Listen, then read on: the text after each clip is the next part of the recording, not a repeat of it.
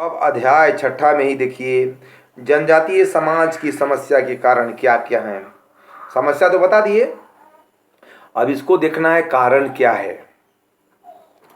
कारण, जनजातीय समाज की समस्या की क्या क्या कारण है। हर कोई जानना चाहता है। किसी भी चीज का कोई घटना घटती है तो बिना कारण कोई घटना नहीं घटती है। आप भी चीज को जानते हैं, कोई चीज का कारण होता है। समस्या बता दिए हैं, अब कारण आपको समझना है। कारण क्या है भाई इसका? Causes, CAUSES, causes of tribal social problems, यानी जनजातीय समाज की समस्या के कारण।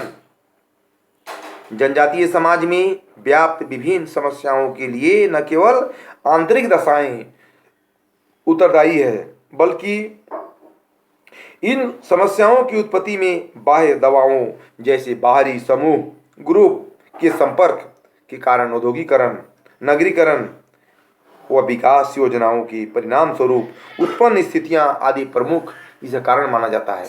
नगरीकरण और ग्रामीण, है ना, ये भी कारण उद्योग के क्षेत्र का भी एक कारण माना जाता है इसमें। अब देखिएगा कि कारण में पहला पॉइंट क्या है। देखिए लोग, पहला पॉइंट है बाह्य समूहों से संपर्क। बाह्य समूह, कॉन्टेक्ट विथ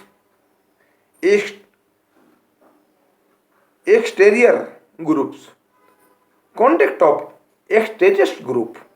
जनजातीय समुदायों में विभिन्न समस्याओं की उत्पत्ति का प्रमुख कारण बाहरी समूह से संपर्क होता है। बाहरी ग्रुप से क्या होता है? संपर्क होता है। विशेषकर जनजातियों पर हिंदू और ईसाई समाज का प्रभाव पड़ा। हिंदू समाज पर क्या हुआ? जनजातीय मिशनरी का प्रभाव पड़ा। इन समाजों से संपर्क के कारण जनजातीय समुदाय का एक बड़ा भाग बाहरी समूह के रहन सहन, रीति रिवाज व खान पान जैसी क्रियाकलापों को अपनाने लगे, जिसके कारण सांस्कृतिक विघटन की समस्या उत्पन्न हो गई। बहुत हिंदू धर्म ईसाई धर्म मानने लगा, इससे समस्या उत्पन्न हो गया। अगला पॉइंट है लोकतांत्रिक शासन व्यवस्था। लोकतांत्रिक शासन व्यवस्था भी इसका एक कारण माना जाता है। इसमें जैसे देश की स्वतंत्रता के पश्चात समाज में, एक सोसाइटी में एक नए लोकतांत्रिक व्यवस्था स्थापित हुई। एक नया लोकतांत्रिक व्यवस्था स्थापित हुई। जैसे लोकतांत्रिक व्यवस्था के प्रभाव किसी जनजाति समाज की अछूता नहीं रहा, जिसके परिणाम स्वरूप समाज में कुछ लोग परंपरागत समाज व्यवस्था को लागू करने के लिए अधिकांशतः लोग लोकतांत्रिक व्यवस्था को के कारण समाज में तनाव व संघर्ष की स्थिति पैदा हो गई। समाज में क्या हो गया? संघर्ष की स्थिति पैदा हो गया, तनाव की स्थिति पैदा हो गया।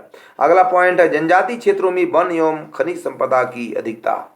जनजातीय क्षेत्रों में क्या हुआ? इसका कारण में यानी ये क्षेत्रों में खनिज संपदा की अधिकता हो गई।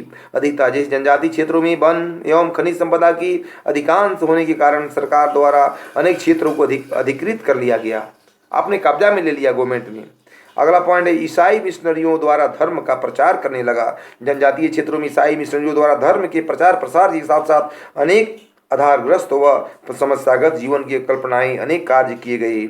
जैसे हिंदू लोग को यानी डाइवर्ट करने लगा, मिशनरी समाज अपने में मिलाने लगा और डाइवर्ट करने लगा, ये बहुत बड़ा कारण माना जाता है। अगला पॉइंट है विकास कार्यक्रमों की असफलता।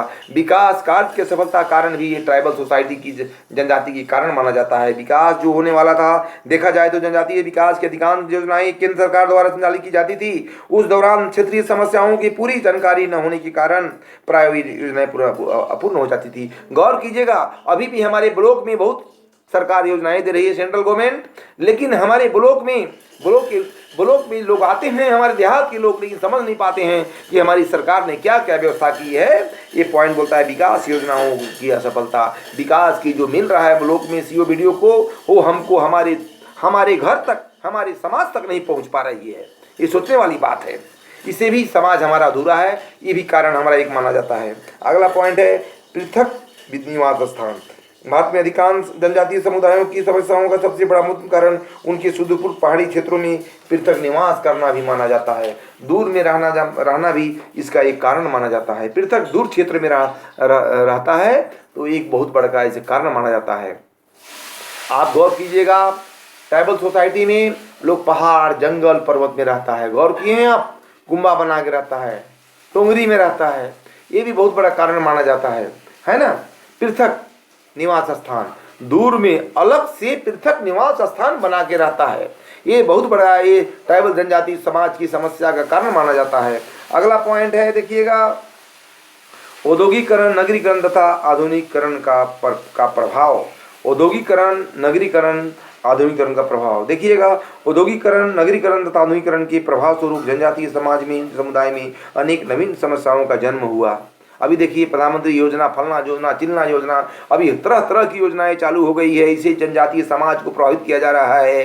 गैस की व्यवस्था की जा रही है, किसान को ऋण दिया जाता रहा है, ऋण फ्री दिया जा रहा है, लोन दिया जा रहा है। सरकार ने बहुत तरह की जनजातीय समाज में हर तरह की प्रॉब्लम को सोल्व करने की व्यवस्था कर रही है। हमारे सेंट्रल गवर्नमेंट ने अच्छा काम कर रहा है, रोजगार दे रहा है, नौकरी दे रहा है, पुलिस में नौकरी कर रही है, अच्छे संसाधन की व्यवस्था कर रही है। अब भारतीय इंडियन समाज अब वो समाज नहीं रहा है। जनजातीय समाज पहले की अपेक्षा बहुत सुदृढ़, बलशाली और एक शिक्षित समाज, एजुकेटेड समाज बन गया है। इस प्रकार हम कह सकते हैं औद्योगिकरण के प्रभाव के कारण आधुनिक समाज पर काफी अच्छा असर पड़ रहा है। ये भी कारण इसका माना जाता है समाज का। अगला पॉइंट है, देखिएगा, इसका बाहरी लोगों द्वारा शोषण किया, बाहरी लोगों द्वारा शोषण। अब इस पॉइंट को गौर कीजिए, यानी जनजातीय समाज की समस्या के कारण क्या क्या है, यानी बाहरी लोगों द्वारा शोषण किया गया है। बाहरी लोगों द्वारा बहुत ही शोषण, बहुत ही खराब व्यवहार, बहुत ही यानी अच्छा बर्ताव नहीं करने के कारण भी जनजातीय समाज में व्याप्त विभिन्न प्रकार की समस्या जैसे अशिक्षा, बेरोजगारी, अंधविश्वास, निधनता, गरीबी आदि का लाभ उठाकर अनेक बाहरी लोग किसी न किसी माध्यम से इनके संपर्क में आए और इनका बड़े स्तर पर विविध रूप में शोषण किया गया, यानी शोषण किया गया, इसको दाई काम कराया गया, शोषण किया गया, काम कराया गया इससे, और जिसके कारण जनजातीय समाज में ऋणग्रस्तता, अनैतिकता में यौनाचार एवं वेश्यावृत्ति, मदपान, दारू पीना जैसी अनेक समस्याएं उत्पन्न हुई। शोषक वर्ग में विभिन्न विकास योजनाओं से जुड़ा अधिकारी वर्ग, ठेकेदार, व्यापारी, साहूकार तथा पुलिस व प्रशासनिक अधिकारी आदि प्रमुख रूप से शामिल हैं।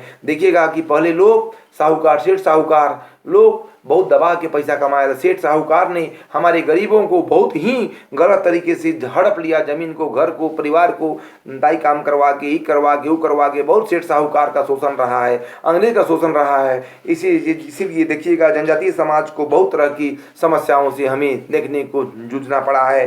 समाज में अनेक कुरीति को देखते हुए अनैतिकता को, ऋणग्रस्तता, यौनाचार और मदपान, दारू पीना, सिगरेट पीना, ये जैसे ठेकेदार लोग का व्यवस्था और शोषण करना, बहुत तरह की बात है इसमें समाज में, कि समाज में ये लोग को, ट्राइबल सोसाइटी को आगे नहीं बढ़ने दिया गया। उपयुक्त विवेचना इसको लिखेंगे, इस प्रकार लिखेंगे, देखिए कैसे पढ़ाया जाता है। उपयुक्त विवेचना के आधार पर हम कह सकते हैं कि जनजातीय समाज में व्याप्त विभिन्न प्रकार की समस्याओं का निराकरण तभी संभव है जब उन्हें शिक्षित, एडुकेटेड किया जाएगा, तब शिक्षित है। आप एक सोचिएगा, समाज को शिक्षित जब करेंगे तब हम शिक्षित होंगे, सब समाज शिक्षित होगा तब देश होगा, समाज होगा, राज्य होगा, परिवार होगा, गाँव होगा, देश होगा। ये समझने वाली बात है बच्चे, समझ रहे बात को आप? कैसे होगा शिक्षित कैसे होगा? शिक्षा की प्रसार होगा, रोजगार दिया जाएगा तो हमारा देश, समाज, परिवार, सोसाइटी सब शिक्षित होंगे।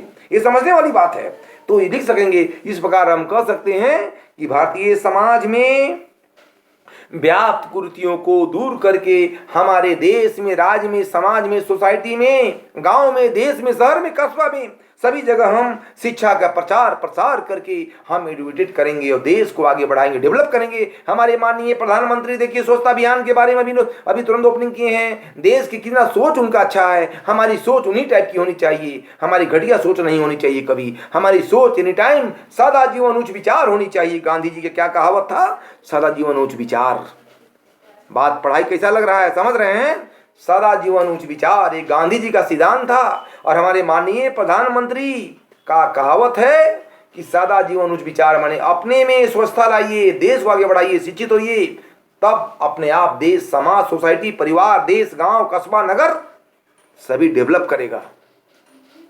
बेरोजगारी खत्म होगी, गरीबी खत्म होगा, शिक्षित होंगे। बस आज इतना ही।